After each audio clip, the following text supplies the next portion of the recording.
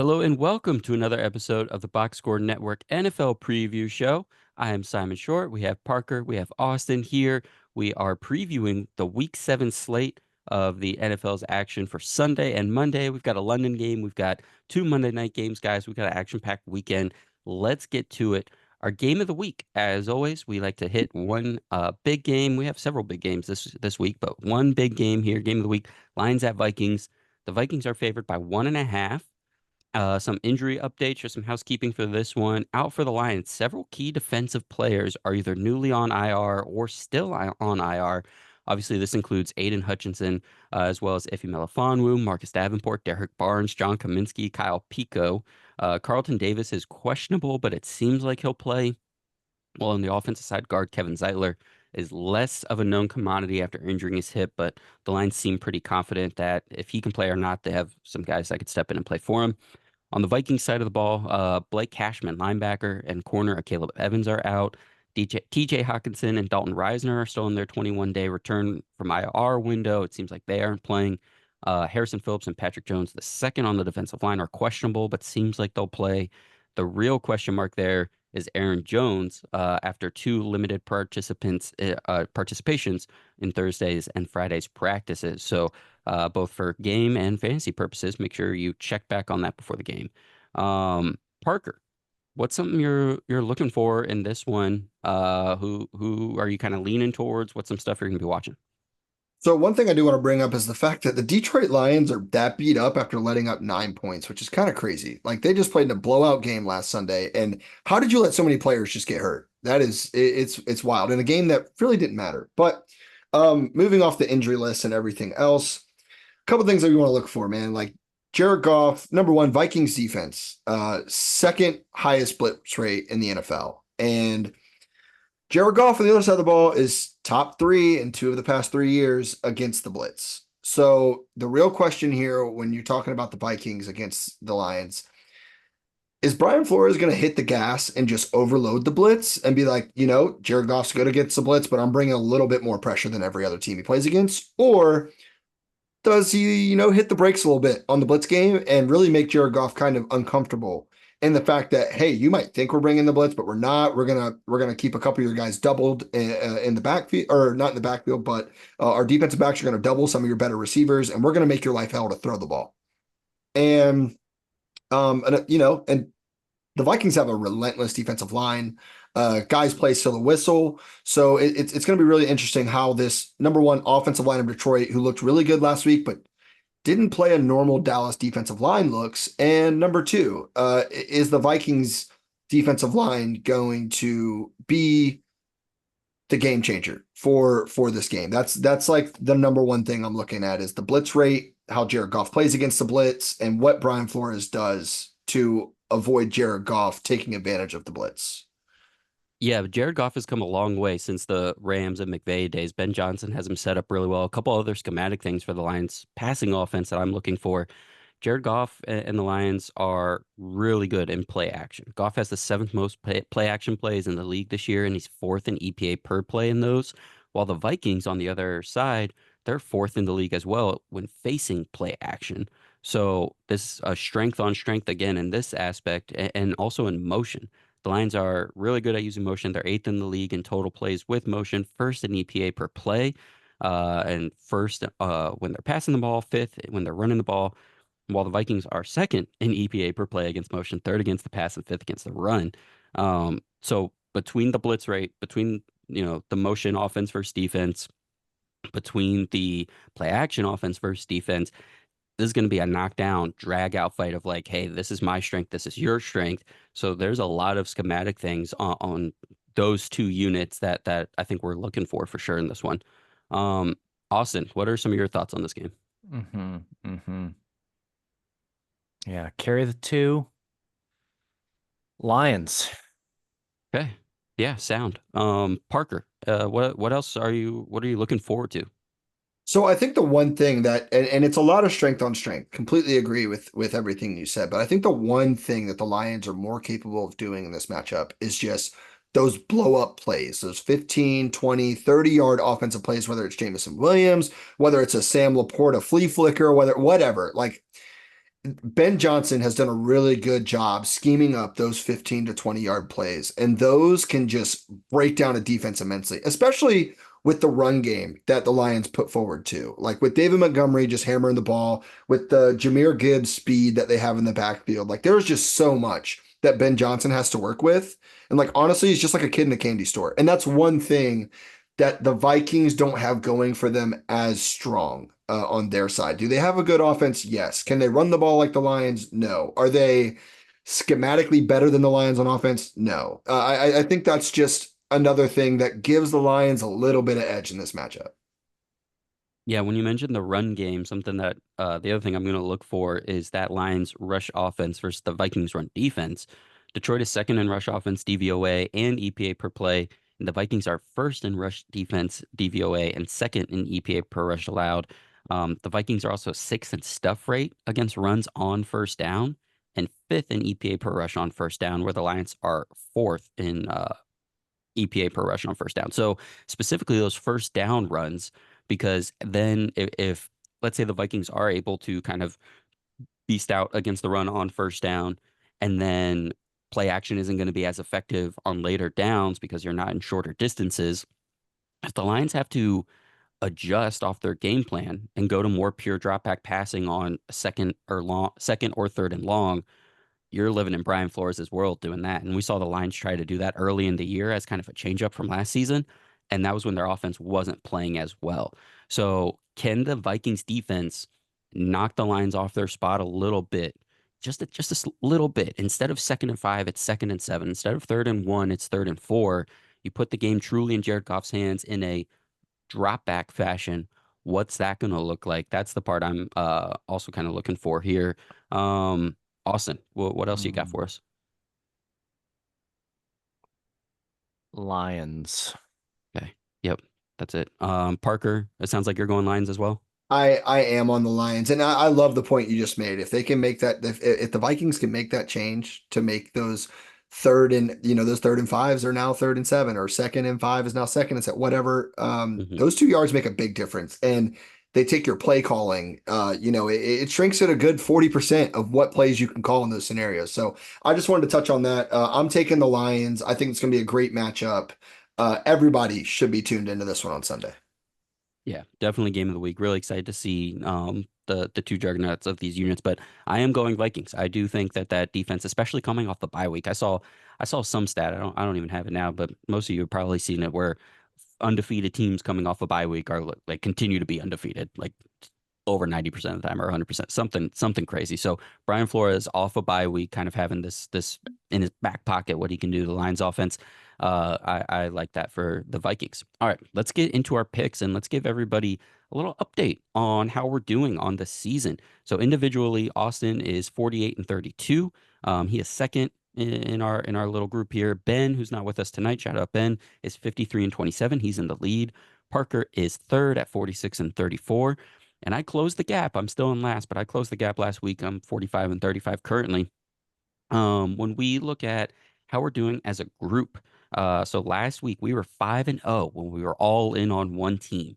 So when all four of us picked one side, we were 5-0, bringing our record to 27-13 when we all agree. So that's a good sign for things with us.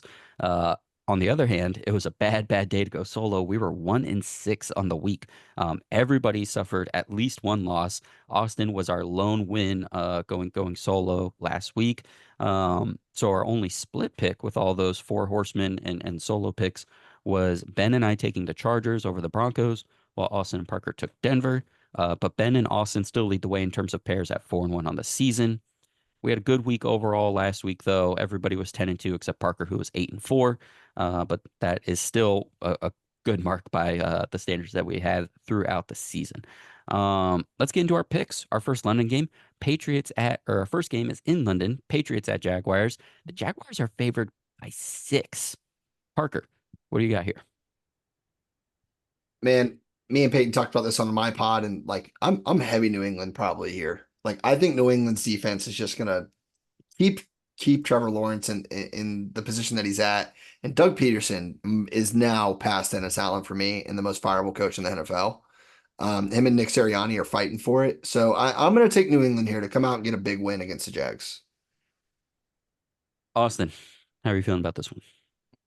I do think that the line is a little bit ridiculous with -6, but overall, I do favor the Jaguars slightly. Drake May being a rookie on a weird week traveling across, the Atlantic Ocean does make it difficult, and I think that's kind of ultimately why I'm taking the Jaguars in this. But Christian Gonzalez is an X factor. He was my cornerback one coming out of the draft in that draft class last year for a reason. I think he's an absolute stud. I think he can handle Brian Thomas Jr. or Christian Kirk, whoever they decide to, however they decide to deploy him. He could be the X factor that makes New England take this ball game. But overall, the Jaguars, this is basically a home game for the Jags. They play so many games over there. I like them to handle business and come away with a very slight win. And the Jags didn't leave. They were there last week. They've been there for a whole week. Mhm. So to me, the only thing worse than uh going across the pond is being there for a week and a half and playing 2 games after you got clobbered doing it last week. Give me the Patriots to come in this one. Kind of that like not to insult Drake May or dog lovers like myself anywhere, but the dumb puppy who just like doesn't really know any better, know what's going on. Drake May's making his second start. What does he care that it's in a different country? I think he's just gonna go over there and throw the ball around, and this Jaguars defense especially is kind of defeated. Um, they just been over there kind of this whole time. Doug Peterson probably knows he doesn't have a job for him coming back home. So give me the Patriots in this one. I'm with Parker. Let's go to our next game here. Seahawks versus Falcons. It's in Atlanta, and the Falcons are favored by 3 points. Parker, what do you got? I'm going to take Atlanta in this one. I've been big with you, Simon, on the Seahawks. I've liked them a lot. Atlanta's just shown me that they are a playoff team for sure in the NFC. So I'm going to take them at home against the Seahawks. I think Atlanta's just playing a little bit better football on both sides. Austin. I'm also going Falcons. That offense is really high powered right now. And I know you were really big on the Seahawks defense coming into the season, but I feel like they might just be a little bit too high powered for what the Seahawks defense can handle. Yeah, the Seahawks defense, it is proven that the two schools of thought for a Mike McDonald defense was it's either going to take some time to settle in or is he going to hit the ground running? Took some time his first year as DC. They hit the ground running a little bit more in 2023. It is proving to be the former there. This game's going to be a shootout. Neither of these defenses are playing especially well, but the Falcons are red hot, both in the win column and on the scoreboard. No Reek Woolen for Seattle, and they're down to their fourth string right tackle on the season. Seattle hasn't eclipsed 30 points even in some of their best looking offensive games, while the Falcons have reached that each of the past 2 weeks. Give me the Falcons in this one. Next game we have up is the Tennessee Titans at the Buffalo Bills. No Will Levis for this game. He was ruled out. He's still dealing, I think, a shoulder injury. Mason Rudolph will be starting for the Titans. Bills are favored by 9 points. Parker, what do you got? Yeah, give me the Bills. Pretty easily here. Not a whole lot to really say. Uh, they're just a better team. They just got Amari Cooper. I think this is a really good game for Amari Cooper to just kind of warm up with Josh Allen as well. So give me Buffalo. I think they'll be able to run the ball pretty steadily as well. Parker. Parker. Austin. Ah, that's me. Yeah, there's really not much to talk about here, unfortunately. It's just the Bills. Yeah, I wrote LOL Bills. We should mention our buddy Ben. Shout out to Ben. He couldn't be here, but he is actively in the sheet right now, filling in his picks. So I'll just go ahead and give him his. He had Patriots in the first game, so that means Austin is going solo on the Jaguars. He is also going Falcons on the second game, so we're all in on the Falcons. He's also going in on the Bills. We're all in on the Bills. Bengals at Browns is our next game. It is in Cleveland. The Bengals, though, are road favorites. They're favored by 5.5. Parker, what do you got?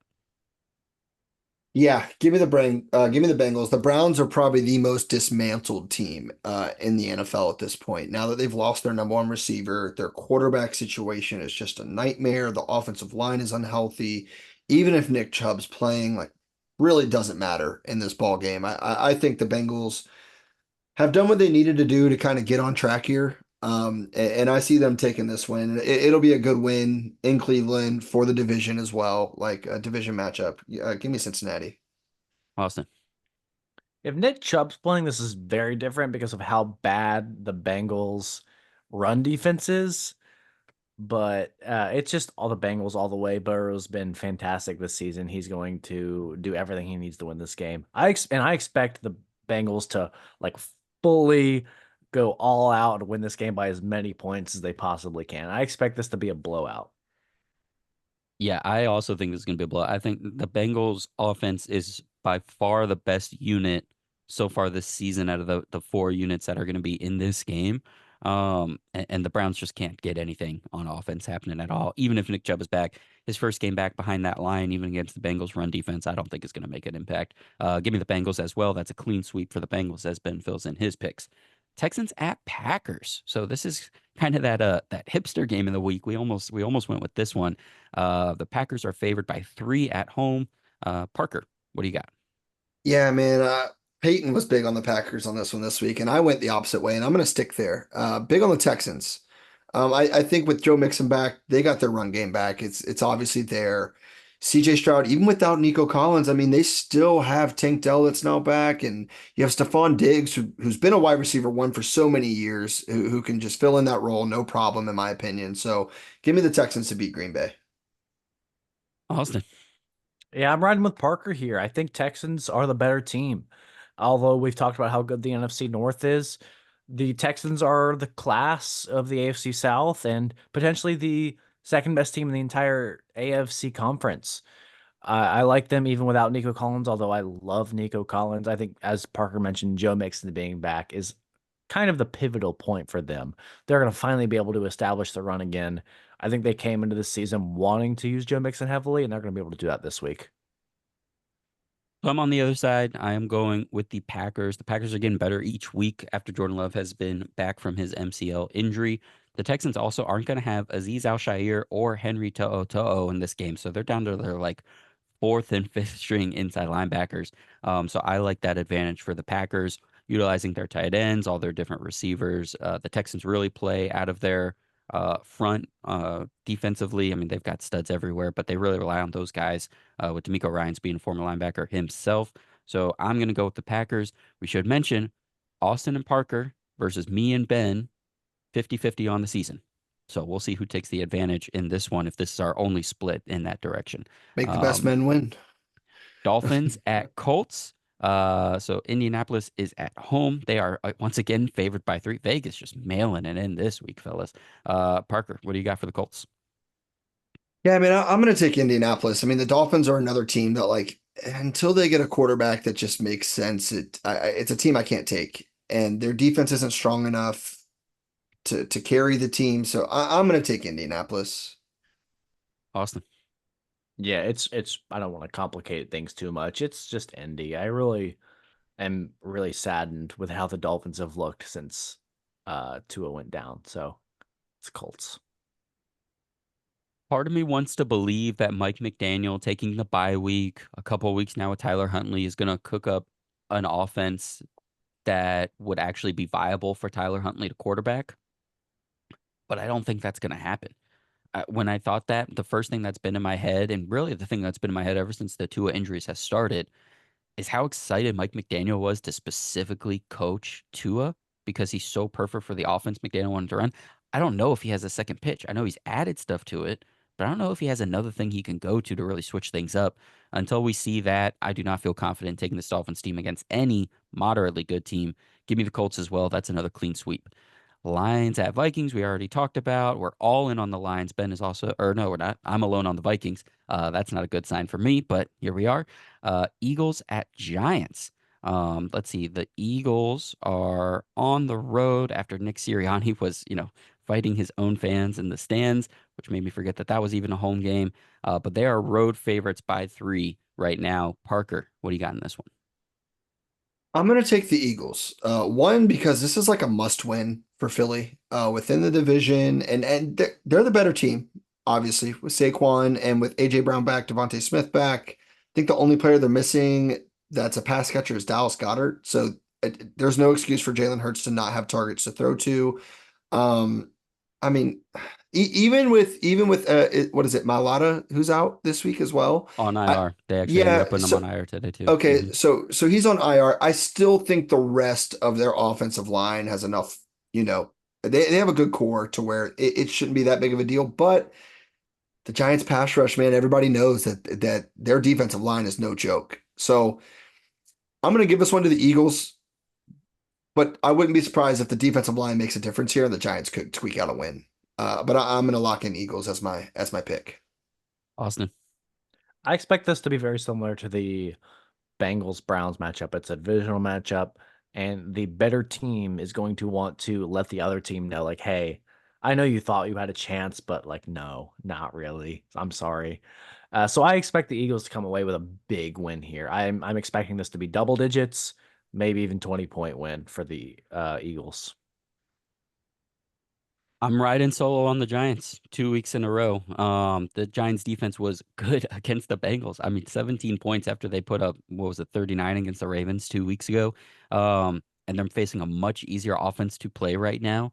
Jalen Hurts against the blitz. We know how that goes. The only time he's played a heavy blitzing team was the Bucks this year, and that was a very tough loss for them. And the Giants, offensively, going against the Eagles, I mean, Lou Anarumo put a perfect game plan, like a classic Anarumo game plan last week on prime time. This Eagles defense is not doing that with anybody. Give me the Giants once again. I might just have to ride solo on this team for a few weeks until they get a win. Raiders at Rams. We're getting to our afternoon slate. The Rams are favored by 7. Parker, what do you got?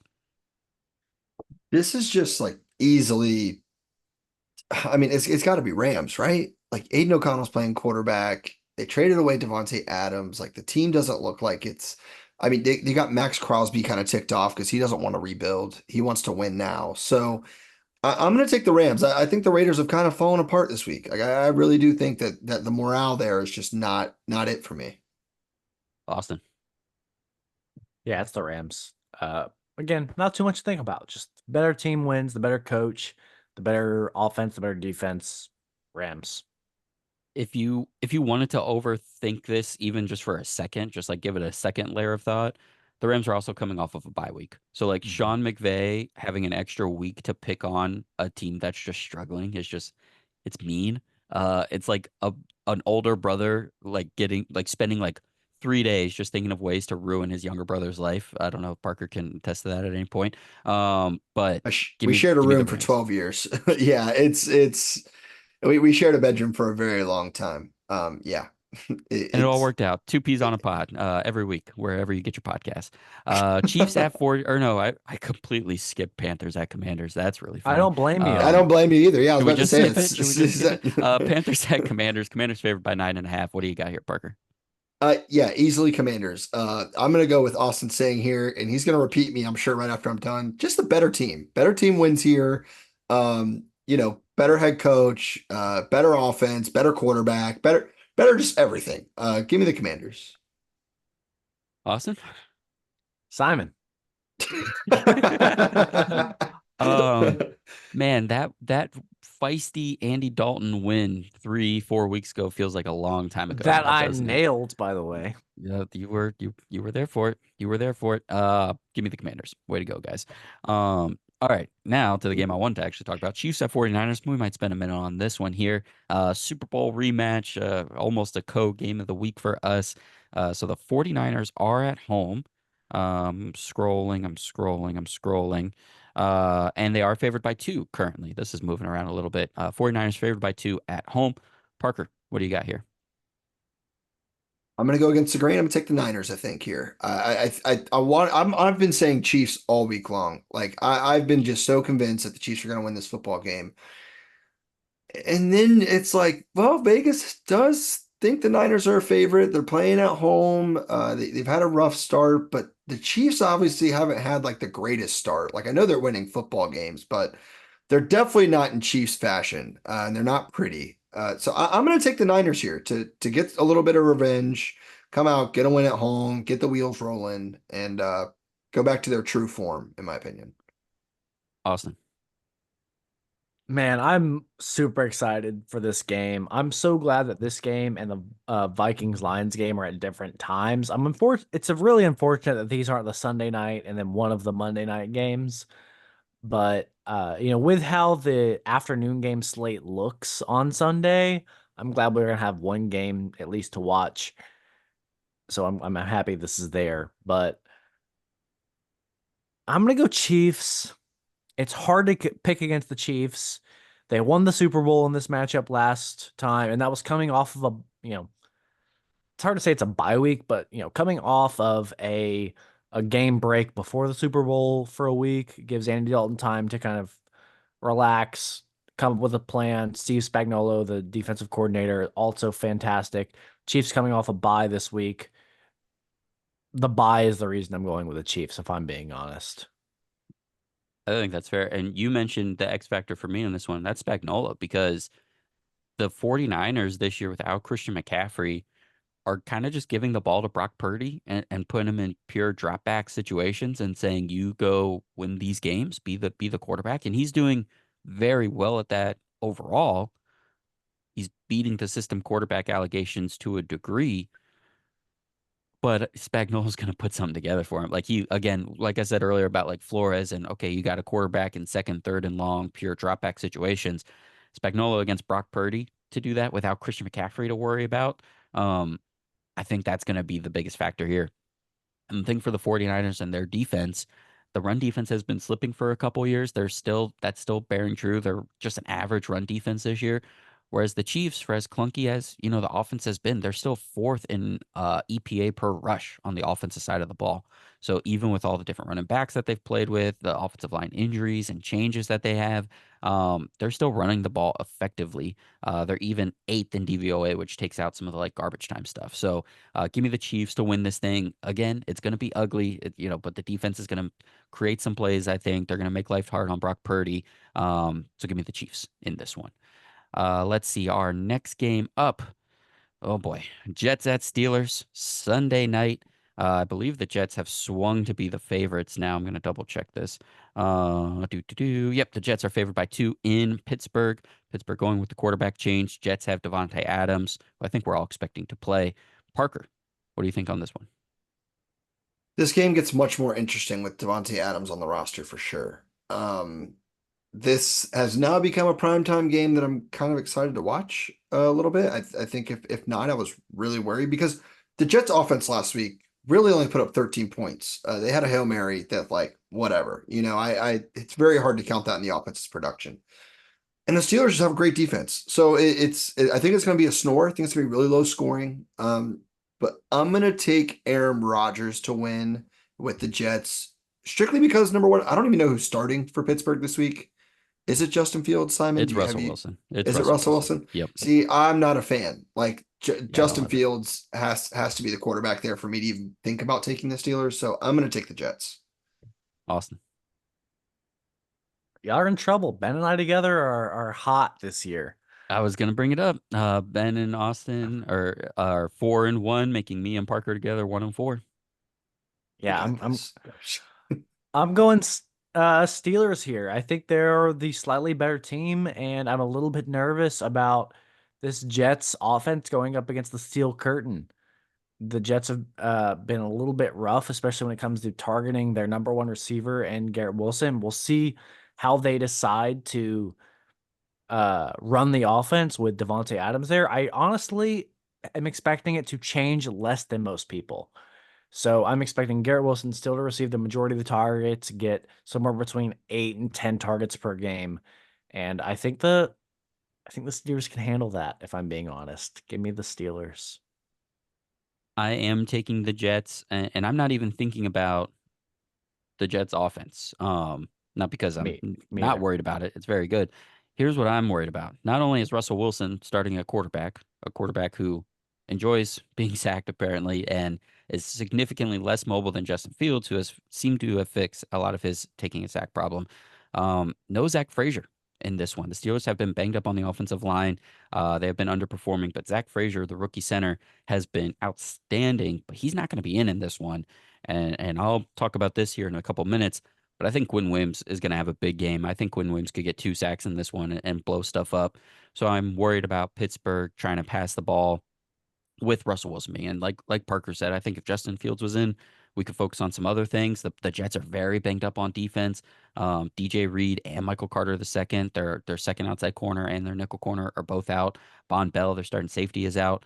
Or Chuck Clark, their safety, is out. I'm worried about Russell Wilson doing quarterback things. Parker. There's one more thing I'd like to add real quick while we're on there's another thing too, like the Jets not having Hassan Reddick makes me think Justin Fields would succeed in this game much more. Like a little more time, a little easier to probably escape the pocket. The pass rush isn't. If Hassan Reddick's in this game, it's much easier for me to pick the Jets. But like this is like a perfect game I think for Justin Fields to be playing in. And that's the only thing I really wanted to add about this game. The next one's really good too, so we can move on. Let's hit our first of 2 Monday night games. Ravens at Bucks. We have the Ravens are favored by 3.5 on the road. Austin, let's go to you first on this one. What do you got here for Ravens at Bucks? For the Bucks, I'm the first to admit I was wrong about the Bucks coming into the season. I had them as an underperformer coming into the season, but they have proven me wrong. And I have completely switched trains. I was high on the Chris Godwin pick. I got him in a couple fantasy football leagues. I'm very happy about that. I think he is wide receiver 1 in fantasy football through the first 6 weeks of the season. And I'm looking for him to continue his big week. We'll see Mike Evans probably kept in check because the Ravens can handle that, but I don't know if they can also handle Chris Godwin. So I'm expecting a big week from the Bucks. I'm expecting 35 plus points on the Buccaneers side. Parker. Yeah, I'm gonna take the Ravens here. The Bucks are a team that I really like. Like I think that they're NFC Championship material. I think this is a team that can go really far into the playoffs. I think they're gonna make the playoffs. But a couple injuries, and I mean Jamal Dean, I don't think's playing, which is a big deal when you have players like Zay Flowers who are making such a difference when it comes to the pass game for Lamar, and like all 3 tight ends have figured out how to get the ball in this offense, and they're still doing their stuff on in the run game. So I'm gonna take the Ravens. I just think that they're possibly the best team in the NFL. So it'd be really hard to pick against them for me, even against a Bucks team that I absolutely love. I think this Bucks offense is going to continue to show out. The Ravens defense is definitely gettable, especially against the pass. But the Bucks defense by EPA per play against the run is bottom 3. And this Ravens rush offense is elite, and they've leaned into it here moving forward throughout the season. So I think the Ravens are going to run it a ton, and I do think this is going to be a shootout, really high scoring game. This should be a really fun primetime game, but give me the Ravens because of that running game. Chargers at Cardinals is our follow-up Monday night game, 9 p.m. kickoff for East Coasters. And the Chargers are favored by 1.5 on the road. Let's go back to Parker here. Parker, what do you got for this one? So I'm only going to catch like the last 7 minutes of this football game, which is completely fine because there's a much better matchup going on slightly earlier than this game. But that being said, I'm going to take the Chargers. The Cardinals have been a team I put a lot of faith in the last few weeks. And the fact that they were going into halftime with like 37 yards on offense just doesn't make me excited at all for them to play this Chargers defense. And Justin Herbert looked much better last week than what we've seen first few weeks. So I'm going to take the Chargers in this one. Austin. I think I'm bookending this with solo picks. I started the night off with Jaguars over the Patriots by myself, and I think I'm going Cardinals over the Chargers by myself. Connor and I talked about this on the show on Tricky Takes this week, and I think it's all about game script. If the Chargers can control the game script, they will win this game fairly easily, and it won't be close. But if the Cardinals are able to get out ahead, the Chargers are not a team meant to play from behind, and they will not be able to make a comeback, I don't think. So I'm hopeful that the Chargers will get behind early and not be able to come back, and the Cardinals will be able to just hold on to that lead, even without holding on to the ball that much in terms of burning clock, be able to just keep the Chargers just enough at bay to win the football game. All right, I've got the Chargers. They're just they're an adult football team this year, guys. They just show up and do what they want to do on offense. They're a very good defensive team right now. And the Cardinals, just unfortunately, even for everything that we liked about them going into the season and early on in the season with that offense, just not on that level right now with that defense. So give me the Chargers in this one. Let's hit our bets here real quick. Austin, let me give a little update where everybody's at. So Ben is currently in first place with 89.64 goats worth. I am in second with 81.53. Austin is in third right now with 62.38. And Parker is in fourth at 60.39. Austin, what's your first bet? Yeah, so I'm looking for the game in London. Statistically speaking, the games in the country of Europe, or the continent of Europe rather, are not doing well in terms of passing the ball. They run the ball a lot. So I'm looking for any of the rushing lines I can get over there. And the two I found that I like the most are Drake May, 25 plus rushing yards. He had 38 last week. I think he can get 25. And then Roger Stevenson, who didn't play last week. He looks like he is on schedule to play. He logged a full practice on Friday. I think he'll be playing on Sunday, and I am hoping he can get 50 yards. Combining those two, plus 148. I'm going to bet 15 goats worth on it. That's at plus 148 odds to win 22.2 goats worth. Parker, what's your first bet? All right, here we go. It's the parlay of the week. Biggest one I've done yet. 8 legs. Pretty confident though. Really like this one. All right, here we go. I'm gonna take Atlanta at home against the Seahawks. I'm gonna take the Ravens against Tampa Bay. I'm gonna take the Eagles against the Giants, the Commanders against the Panthers, the Rams against the Raiders, the Colts against the Dolphins. And these are the 2 toughest legs, so bear with me. Cincinnati minus 5.5, which I'm with Austin. I think they'll blow them out of the water, score as many points as possible. And the only plus money bet on this whole slip is the Houston Texans to upset Green Bay in Green Bay. Think that's more of a coin flip game. I'm taking that game because I think it should be a pick 'em. And I think I'm getting a little extra value here at the plus 130. And it actually doubles my odds on the whole parlay. So it's 5 goats worth to win 234 goats worth. What's the total odds actually? Don't So mind. the total odds is plus 45.87.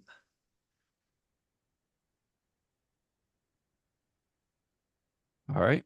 I'll let Austin fix that sheet. I can Goodness input it gracious. too, guys. No No, no. worries. I can input it, no problem. I do not No, mind. it's better this way. All right, here's my first bet. I'm also doing a parlay, but I'm not doing a Parker parlay here. I'm going to keep it pretty simple. Chiefs win and Giants win. Plus 388. I'm riding for these Giants right now. I'm just going to put 5 goats worth on that. Plus 388 to win 19.4 goats worth. Austin, what's your next bet? This is an interesting one. The Commanders are going against Panthers, and I think this is a great bet for 2 reasons. A, the Panthers defense, the Panthers defense being so bad, their offense being so bad, and the Commanders defense being not very good. I'm expecting the Panthers to have the ball at least once in every quarter and to score when they get it. So I'm taking the Panthers to score in all 4 quarters. That's at minus 130. I'm going to bet 20.04 goats worth at minus 130. And if you're wondering why so specifically 20.04, that's because if I win both of these bets, my first one and my second one, I will be at exactly 100 goats worth, which is what we started at. It's been a bit rough, but I'm hoping to get back to even after this week. All right, Parker, what's your second one?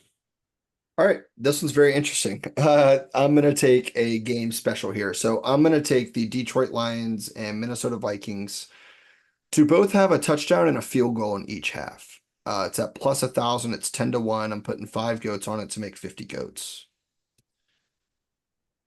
Plus what? It's plus 1,000 for each team to score a touchdown and a field goal in each half, which means that it's going to be high scoring. But with Aiden Hutchinson out of the game and Minnesota having to keep up with the Detroit offense, I think it's not a bad bet. I don't know where you guys cook some of these ones up. Here's what I'm doing. I'm keeping it nice and simple once again. Quinn Williams over 0.25 sacks at plus 115. He had a sack last week. Listen, he was light on sacks before Robert Saleh was gone.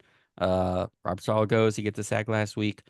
Now he gets no Zach Frazier and Russell Wilson. I think he gets at least half a sack. I'm putting 10 goats worth on that to win 11.5 goats worth. All right. That has been your Box Score Network NFL preview show for week 7.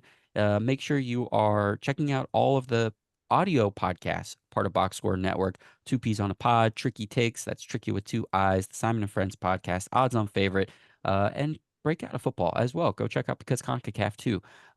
Make sure you are following us on Twitter. Make sure you're subscribed to this channel. Make sure you like this video. We really appreciate it. Everybody, best of luck and enjoy the weekend.